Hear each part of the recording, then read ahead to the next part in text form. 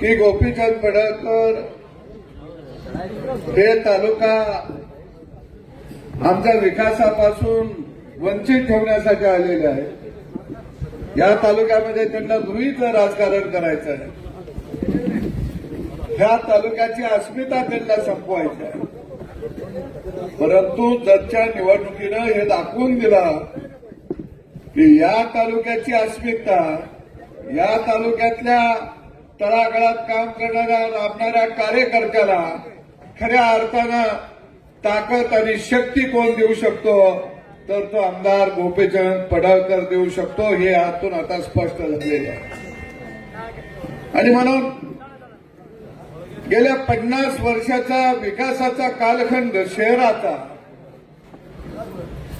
आणि आमदार गोपीचंद पडळकर यांनी शहराच्या विकासाला केलेली सुरुवात, आमदार झाल्यानंतर आमदार व्हायच्या अगोदर पाण्याच्या योजनेपासून अनेक विकास कामाला त्यांनी गती दिली.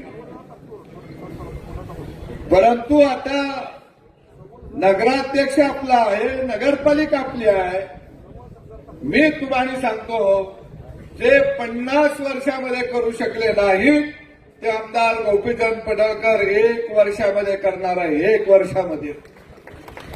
आणि म्हणून जे आरोप प्रत्यारोप करतील त्यांना माझं आव्हान, तुम्ही 50 वर्षाची कामं एका बाजूला लिहून काढा आणि 1 वर्षाची कामं आणि निधी आम्ही लिहून काढतो.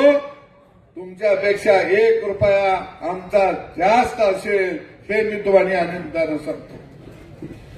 एमआयडीसीचा प्रश्न त्यांनी सांगितलं मी कशा पद्धतीनं मार्गी लावणार आहे. कारण मंत्रालयामध्ये प्रत्येक मंत्र्याच्या कॅबिनमध्ये ज्यावेळी हा माणूस जात असतो त्यावेळी सांगत असतो की मला माझ्या जत तालुक्यासाठी मला हे काम पाहिजे. मग एमआयडीसी असेल, त्यात येणारा उद्योग असेल, पिण्याच्या पाण्याच्या योजना असतील, रस्ते असतील, विजेचा प्रश्न असेल, शेतीच्या पाण्याचा प्रश्न असेल, हा माणूस खऱ्या अर्थानं त्या ठिकाणी रात्र दिवस या जत तालुक्यासाठी काम करत आहे. मी जत शहरवासियांच्या नागरिकांचं अभिनंदन करतो की अशा नेतृत्वावरती तुम्ही विश्वास ठेवला. ज्या नेतृत्वाला जाती पातीमध्ये अडकवण्याचा प्रयत्न केला अनेकांनी केला, पण आमदार गोपीचंद पडळकर हे जाती पातीच्या पलीकडचं नेतृत्व आहे. म्हणून सदाभाऊ खोत खंद्याला खंदा लावून उभा आहे. तुम्हाला मी सांगतो, जाती पातीच्या पलीकडे आहे. अरे मी त्या माणसाच्या पाठीशी का उभा राहतो? मराठा समाजामध्ये धेंड कमी आहेत का? लुटारू कमी आहेत का?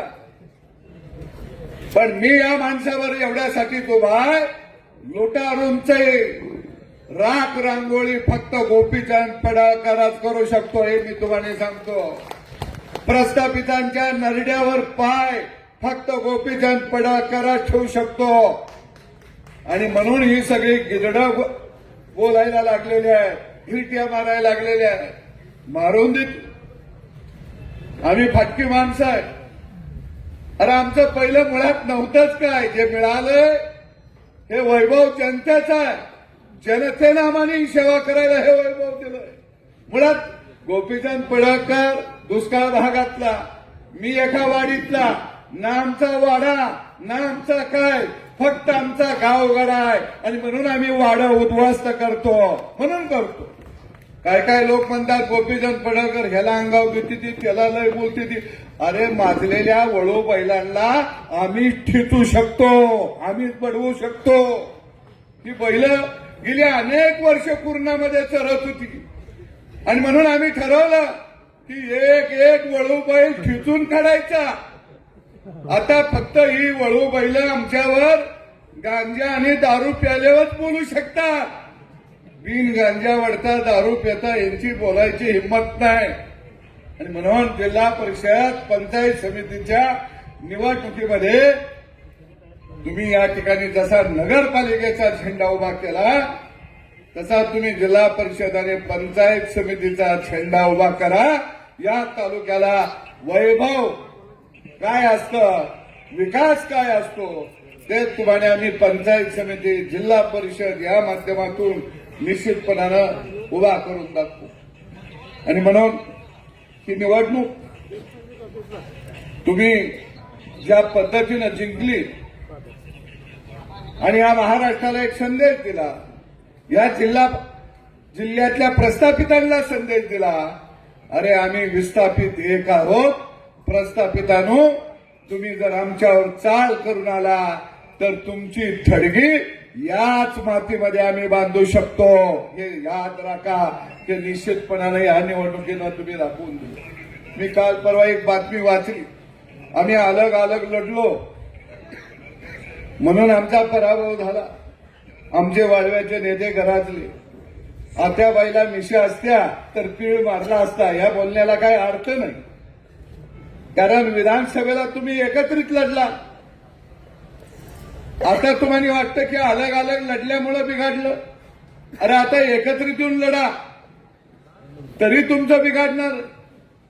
ते एवढं बिघडणार आहे की तुम्हाला दिवसा सुद्धा चांदण्या दिसायला लागतील. अरे बाबा, गेली अनेक वर्ष तुम्ही समाजाला फसवलं, अनेक वर्ष विकासापासून जत तालुका वंचित ठेवला, गेली अनेक वर्ष दुष्काळाचा कलंक तुम्ही घालवू शकला नाही, गेली अनेक वर्ष इथं उद्योगधंदे तुम्ही उभा करू शकला नाही, गेली अनेक वर्ष इथल्या तरुणाच्या हाताला काम तुम्ही देऊ शकला नाही. आणि म्हणून मी सगळ्या जनतेला सांगतो की आदरणीय देवाभाऊचा एक विश्वासू लाडका आमदार म्हणून, निधड्या छातीनं लढणार आमदार म्हणून जर कोण असेल तर त्याच्यामध्ये नंबर 1 ला नाव आहे आमदार गोपीचंद पडळकर यांचं. तुम्हाला त्यामुळं निधी कमी पडणार. जिल्हा परिषद पंचायत समितीला त्या गाड्यांना निवडून देऊ. हे कुठल्या बंद पडलेल्या बँकेतनं तरी पैसे आणणार आहेत का? हे विकासाला पैसे आणणार कुठून? ना केंद्रात सरकार ना राज्यात सरकार. तुम्ही पैसे आणणार कुठून?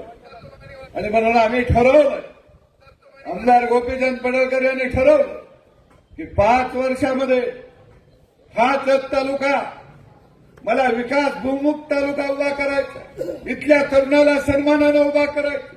ज्यावेळी पुढच्या निवडणुकीमध्ये आमदारकीला मी मत मागायला जाईल तर ताट मानेनं या तालुक्यातल्या तरण्यावान शेतकऱ्याच्या पोरानं बोललं पाहिजे की आमदार गोपीचंद पडळकर जोपर्यंत चंद्र आणि सूर्य आहे तोपर्यंत तुम्ही तळपत राहावा, कारण तळ हातातल्या फोळाप्रमाणे इथल्या जनतेनं जपलं पाहिजे. अशा पद्धतीचं विकासात्मक काम या निवडणुकीमध्ये, येणाऱ्या निवडणुकीमध्ये तुम्ही करा. आणि अशा पद्धतीचं विकासात्मक काम आमदार गोपीचंद पडळकर केल्याशिवाय राहणार नाही. मी एक शब्द तुम्हाला देतो की मी विधानसभेच्या निवडणुकीमध्ये म्हटलं तुमचं मत हे वाया गेलं. आमदार गोपीचंद पडळकरला मतदान दिल्यामुळे आमची मान खाली गेली. असं कधीही कृत्य आमदार गोपीचंद पडळकर या माणसाकडे होणार नाही. तुम्हाला ठीक आहे, विरोधक आरोप प्रत्यारोप करतात, त्यांना आम्ही पुरून उरतो. त्यांनी नुसतं आरोप प्रत्यारोप करावं, आम्ही हत्यारं पाजळून ठेवली. कोणत्या हत्यार कवा काढायचं बाहेर आम्ही काढतो. अरे आम्ही राजकारणासाठी जन्माला आलो नाही, आम्ही सत्तेसाठी जन्माला आलो नाही, आम्ही सत्तेची तिजोरी लुटण्यासाठी जन्माला आलो नाही, आम्ही आमच्या लेकरा बाळांचा वैभव उभा करायसाठी जन्माला आलो नाही. अरे आम्ही जन्माला आलोया गावगाड्यातल्या माणसाच्या चेहऱ्यावरती हास्य फुलवण्यासाठी जन्माला आलोया. आणि ते काम खऱ्या अर्थानं निश्चित आम्ही या ठिकाणी करतोय. निश्चितच जत आटपाडी दोन्ही ठिकाणी त्यांनी आकारामदादा दोन्ही ठिकाणी विजय मिळवला. म्हणजे हे म्हणत होते तिकडं काय नाही म्हणून इकडं आलं या, तर यांना दाखवलं माहेरात बी माझा आहे आणि सासरमध्ये बी माझा आहे, तुम्ही चिंता करू नका. तू इकडं आहे. दोन्ही ठिकाणी जिंकल्या आटपाडी आणि जत. दोन्ही नगरपालिका जिंकून दाखवल्या. जिल्हा परिषदेला सुद्धा आटपाडी तालुका आणि जत तालुका नंबर 1 वरती असणार आहे, एवढं मी तुम्हाला सांगतो. फक्त पडळकर साहेब, आम्ही इस्लामपूरमध्ये काय झालं तुम्हाला माहिती आहे, त्याच्यावर मी बोलणार नाही. पण झेडपीला आम्ही व्यवस्थित आमचं आम्ही एवढं करायचं तेवढं टार्गेट न कामाला लागतो. माझी एक तुम्हाला विनंती आहे, तुम्ही सगळं जत तालुक्याकडे जोडी घेऊन निघालाय, पण जिल्हा परिषदेला आमचं बी कुठंतरी वाईट जिल्ह्यामध्ये काहीतरी नावं राहू द्या दादा. म्हणजे दिलं तर अध्यक्षपद द्या असं मी म्हणतोय. आणि निश्चितपणानं मला एवढी खात्री आहे, जिल्हा परिषदेचा अध्यक्ष कोण असावा हे ठरवण्याचा मान यावेळी जत तालुक्यालाच मिळेल हे मी तुम्हाला सांगतो. कारण तुम्ही सगळे आत्मविश्वासाने मोठ्या ताकदीनं तुम्ही कामाला लागले. आणि सगळ्या जनतेला मी सांगतो, कामाच्या व्यापामध्ये दिवसभर राज्यातून फोन येत असतात, अनेक कार्यकर्त्यांचा फोन येत असतात, मतदारसंघातला फोन येत असतात. काही वेळेला फोन उचलायला इकडं तिकडं होतं. तुम्ही पीएमच्या बरोबर बोलत जावा. बऱ्याचशा जणांचं मी फोन उचलत असतो, मी त्यांना निरोप सांगत असतो. शेवटी दिवसभर काम आणि फोन त्याला सुद्धा कुठेतरी लिमिटेशन आहे. फोन घेऊन घेऊन माझं 2 कान गेलं. त्यांना म्हणलं तुमचं कान तरी शाबूत ठेवा, नाहीतर कोणतरी हळूहळू कट रचल आणि काहीच कळायचं नाही आपल्याला. त्यामुळे थोडं मागं पुढं होत असेल, पण मी एक शब्द मनापासून सांगतो की हा माणूस जत तालुक्याच्या या कर्मभूमीला कधीही विसरणार नाही, कधी विसरणार नाही. या माणसाला साडी माळी तिली मुळी मारवाडी, मग तो लिंगायत असेल, जैन असेल, बौद्ध असेल, मातंग असेल, चर्मकार असेल, लहार असेल, सुतार असेल, कुंभार असेल, चर्मकार असेल, मातंग असेल, गोसावी असेल, गुंधळी असेल, रामोशी असेल, अशा 18 पगड जातीच्या माणसांना, मग तो वडार असेल, अशा मुस्लिम असेल, अशा 18 पगड जातीच्या समाजाला बरोबर घेऊन जाण्याची एक भावना, मानसिकता ही गोपीचंद पडळकर याचं कारण तो मातीतला माणूस आहे, तो सामान्य घरातला माणूस आहे. त्याचा बाप आमदार खासदार नव्हता, तो काय वाड्यात जन्माला आला नाही, तो धनदांडग्यांच्या घरात जन्माला आला नाही, तो प्रस्थापितांच्या घरात जन्माला आला नाही, तो लफंग्याच्या घरात जन्माला आला नाही. अरे तो जन्माला आला ज्या भागात पाखरांना सुद्धा प्याला पाणी मिळत नव्हतं, अशा दुष्काळी भागात सामान्य कुटुंबात जन्माला आलेलं हे शेतकऱ्याचं पोरगा, त्याला माहित आहे दारिद्र्य काय असतं, गावगाड्यातलं गरिबी काय असते, ते सगळं भोगलंय. आणि म्हणून तो गरिबाच्या बाजूने टाहो फोडतो. आणि म्हणून मी एकदाचा जाता तुम्हाला सांगतो, या देशाला स्वातंत्र्य मिळालं. स्वातंत्र्य मिळाल्यानंतर अनेक आंदोलन स्वातंत्र्यवीरांनी या देशामध्ये उभा केली. मग इकडं आपल्या पश्चिम महाराष्ट्राचं क्रांतिशह नाना पाटलांनी मोठं आंदोलन शेतकऱ्यांचं उभा केलं. शेतीच्या शेतमालाच्या भावाचा असेल, पाण्याचा असेल, सर्वसामान्य माणसाला न्याय मिळाला पाहिजे, माणूस म्हणून जगता आलं पाहिजे, यासाठी भारतरत्न डॉक्टर बाबासाहेब आंबेडकर यांनी स्वातंत्र्यानंतर सुद्धा या राज्यामध्ये आणि या देशामध्ये आंदोलन उभा केली.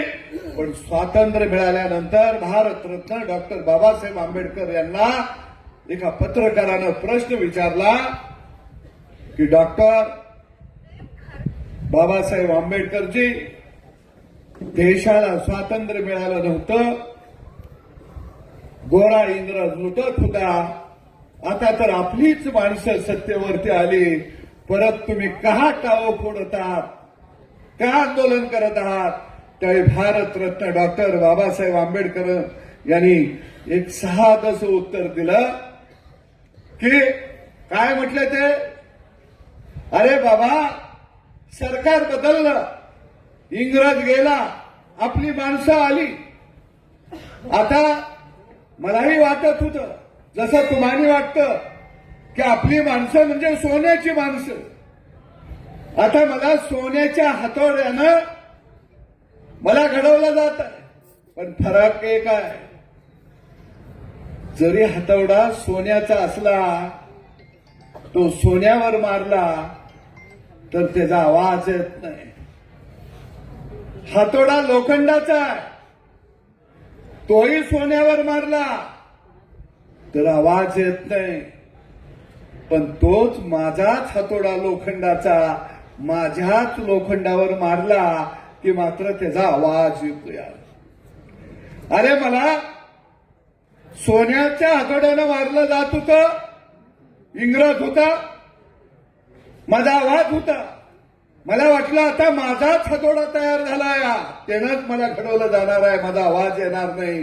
पण माझ्या हातोड्यानं सुद्धा आता आवाजच यायला लागलाय, म्हणून मी लढायला लागलेला आहे. आणि म्हणून खऱ्या अर्थानं तो वारसा, जर आमचीच माणसं आमच्याच मतावरती निवडून गेलेली आमची घरदारं लुटत असतील, सामान्य माणसाला गुलाम बनवत असतील, सत्तेपासून लांब ठेवत असतील, अन्याय करत असतील, सगळी व्यवस्था लुटत असतील, मग बँका असतील, कारखाने असतील, सगळ्या लुटारूच्या वेशात येऊन ते लुटत असतील, तर मला यांच्या विरोधामध्ये लढावंच लागेल. हा बाणा गोपीचंद पडळकर यांनी घेतलेला आहे. मी तुम्हाला सांगतो, हा बाणा घेतलेला आहे. ही लढाई खऱ्या अर्थानं हा पोरगा लढत आहे. आणि म्हणून तुम्ही सगळे ताकदीनं या पोराच्या बरोबर तुम्ही राहावा. हे तुमचं लेकरू आहे, हे तुम्ही जपा. हे खऱ्या अर्थाने या तालुक्याचं भाग्य विधात आहे. या तालुक्या खऱ्या अर्थानं एक सन्मानाने या राज्यामध्ये 5 वर्षामध्ये राज्यामध्ये हा तालुका आमदार गोपीचंद पडळकर हे उभा करू शकतात. तुमच्या लक्षात येईल, अगदी पाणंद रस्त्यापासून ते गावातल्या रस्त्यापर्यंत, शिवारापासून ते शेतकऱ्याच्या गाय गुरांच्या गोट्यापर्यंत, अरे गाय गुरांच्या गोट्यापासून लेकरा बाळांच्या चेहऱ्यावर हास्य फुलवण्यापर्यंत फक्त एकमेव माणूस काम करू शकतो, त्याचं नाव आहे आमदार गोपीचंद पडळकर. आणि म्हणून विरोधकांना झोप लागत नाही. त्यांना वाटतं हे काम कसं करावं लागलं, हे कसं धावायला लागलं, याच्यामुळे आपलं राजकारण संपत चाललं, याच्यामुळे आपली व्यवस्था लुटीची बंद पडायला लागली. आणि म्हणून हे खऱ्या अर्थानं दंगा करत आहेत. ते करून देत, ते त्यांचं काम करतात. आपण विकासाचं काम करूया.